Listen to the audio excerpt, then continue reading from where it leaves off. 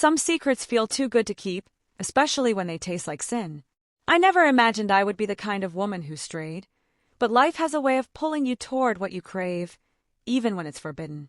My husband, David, was a good man, or at least he looked like one from the outside. Wealthy, successful, always dressed in expensive suits. He gave me a big house, a life of luxury, but inside these walls I was alone. It wasn't always like this. Once upon a time, he paid attention to me, held me, kissed me with real hunger. But as the years passed, his business deals became more important than our marriage. Our bed turned cold, our conversations short. I was just another possession in his collection of expensive things. And then there was him, Marcus. He wasn't like the men in David's world. He wasn't polished or delicate. He was raw strength, all muscle and dominance wrapped in dark, smooth skin. He was my driver, but the way he carried himself, the confidence in his stride, made it clear he was no servant. He opened my car door with those strong hands, his fingers thick, veins pulsing beneath his skin. I shouldn't have been looking. I knew I shouldn't, but I did. The first time it happened, it was so small I almost convinced myself it was nothing. I was sitting in the back seat, watching the world pass by, when Marcus reached for the gear shift. His arm flexed, his bicep tightening beneath his shirt. My breath caught, heat rushing to my face. It was just an arm, just a man shifting gears. But suddenly, my body felt aware of itself in a way it hadn't in years. I should have looked away, but I didn't. My eyes traveled up, tracing the curve of his broad shoulders, the way his chest pressed against his shirt. I imagined how it would feel to be held in those arms, lifted off my feet like I weighed nothing. "Everything all right, Mrs. Collins?" His deep voice pulled me from my thoughts, and I snapped my gaze to the window, heart pounding. "Yes," I said quickly. "Just lost in thought." He nodded and kept driving, but there was something in the air now, something unspoken. A tension neither of us acknowledged, yet both of us felt. I told myself it was just a passing moment, that I was lonely and desperate for attention. But the more I was around Marcus, the more my body betrayed me. One evening, as we pulled into the long driveway of my estate, my husband called. "I'll be working late," he said, his voice flat. "Don't wait up." Of course. He was always working late. I sighed, rubbing my temples. When I glanced at Marcus, I caught something in his eyes, sympathy, understanding, or something more. "Long night?" he asked, turning off the engine. "You could say that." I hesitated, then let out a bitter laugh. Or maybe just a long marriage. His eyes lingered on me for a second too long. I should have ended the conversation there. Stepped out of the car, gone inside like a faithful wife. But I didn't. Instead, I let my gaze drop, just for a second, to the way his shirt stretched over his chest, the way his hands gripped the steering wheel. And I wondered, what would those hands feel like on me? A dangerous thought. A sinful thought. And yet I didn't want to stop thinking it. If you crave stories that pull you into the fire of forbidden passion, don't forget to like and subscribe for more. Temptation is a slow burn. It starts as a flicker, a passing thought. Then, before you know it, it's a fire consuming everything in its path. My husband left for a week-long business trip, and for the first time in a long time, I felt something I wasn't supposed to feel. Excitement. It wasn't because I'd miss him. No, David had been absent from my life long before he stepped on that plane. The thrill came from something else, the possibility of being alone with Marcus. It was just us now. On the second evening, I found myself in the back seat of the car again, but this time the air between us felt different. Charged. I had dressed in a silk blouse, the buttons undone just enough to show a hint of skin. My skirt hugged my thighs, and when I crossed my legs I knew Marcus noticed. His hands gripped the steering wheel tighter than usual, his jaw clenched. I told myself I was imagining things, that he was just being professional. But then, at a red light, his eyes met mine in the rearview mirror. And for the first time he didn't look away. "Where to, Mrs. Collins?" he asked, his deep voice smoother than usual. I should have told him to take me home. Instead, I leaned forward, resting my hand on the armrest between us. My fingers brushed against his forearm, just lightly, just enough to feel the hard muscle beneath his skin. His body tensed. A long silence stretched between us. The red light turned green, but he didn't move. Neither did I. I should have pulled away. but I didn't. His skin was warm under my fingertips, his muscles firm. I let my touch linger just a second too long. A test. A dare. Then, slowly, he exhaled and shifted gears, driving forward. But the tension in the car was thick now. Heavy. We both knew what had just happened. And we both knew this was far from over. When we arrived at the house, I hesitated before stepping out. The night was cool, the wind brushing against my skin as I stood by the car, watching Marcus. I turned toward him, my heartbeat unsteady. "Would you like to come in for a drink?" He hesitated. I saw it in the way his fingers twitched, the way his eyes flickered to my lips. He knew what I was really asking. His jaw tightened. "That's not a good idea, Mrs. Collins." I smiled, tilting my head. "Are you afraid of being alone with me?" He let out a slow breath. Then finally he followed me inside. Inside, the house was quiet. The only sound was my heels clicking against the marble floor as I led him into the dimly lit living room.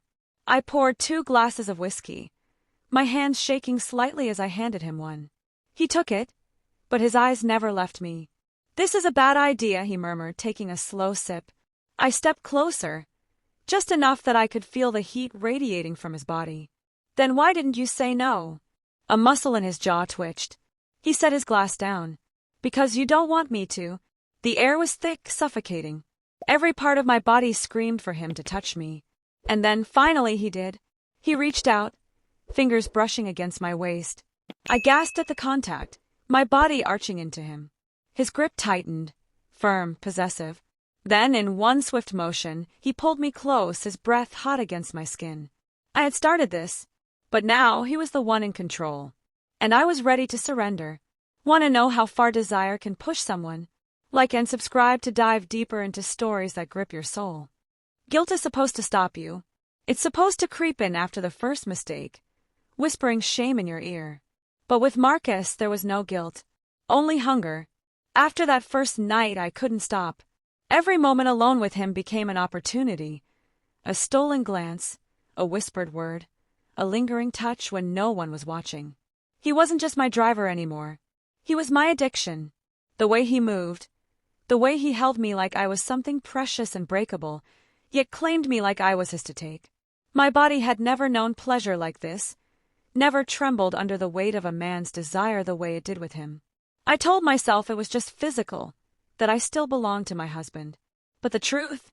Marcus was the only man who had ever made me feel alive. One evening, I sat in the back seat as Marcus drove, my heart racing as I reached forward, letting my fingers trail over his shoulder. "Mrs. Collins," he warned, his voice thick. I leaned closer, my lips near his ear. "You didn't seem so proper last night." His grip tightened on the wheel. "Your husband is in a meeting," I whispered, my hand moving lower over his thick arm, his solid chest. The car swerved slightly, and he let out a curse under his breath. I smiled. I had him. But addiction makes you reckless. And I was getting careless. One afternoon, as I straddled Marcus in the back seat of the car, his hands gripping my hips, his lips hot against my skin, my phone rang. "David." For one heart-stopping second, I froze. Marcus's breath was heavy, his body rigid beneath me.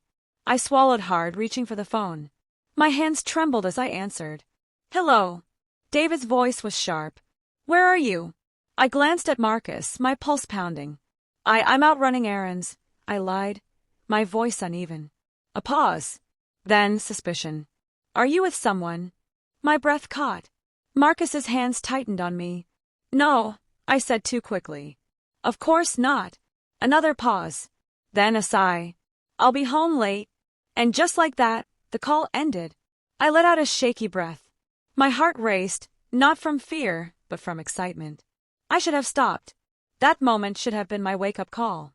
But instead I leaned down, pressing my lips to Marcus's, because nothing had ever felt more thrilling than loving him in secret. Secrets don't stay buried forever. No matter how careful you are, no matter how much you tell yourself you're in control, the truth always finds a way out. And my truth was about to destroy everything. I had lost all sense of caution. Every stolen moment with Marcus became more desperate, more reckless. It wasn't just about lust anymore. It was something deeper, something dangerous. I found myself needing him in ways I never needed David.